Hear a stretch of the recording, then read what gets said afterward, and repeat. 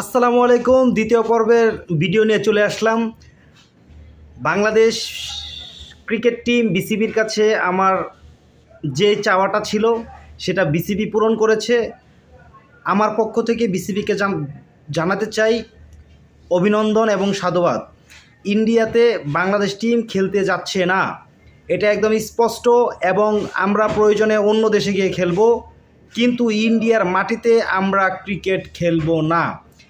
এবং তার পাশাপাশি বলতে চাই, ইন্ডিয়ার যাবতীয় পণ্য এবং আইপিএলের টুর্নামেন্টের ব্রডকাস্ট এবং খেলা কোনো চ্যানেলে প্রচার করা ঠিক হবে না।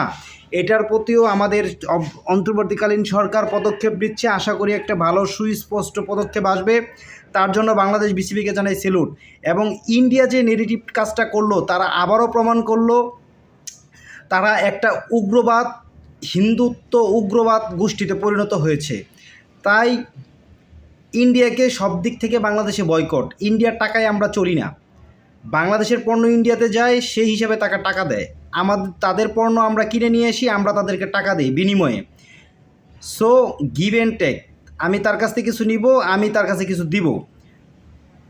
এখন ইন্ডিয়া এবং বাংলাদেশের যে টালমাটাল পরিস্থিতি, তাতে আমি মনে করি আমাদের সরকার এবং আমাদের বিসিবি খুব ভালো ডিসিশন নিয়েছে।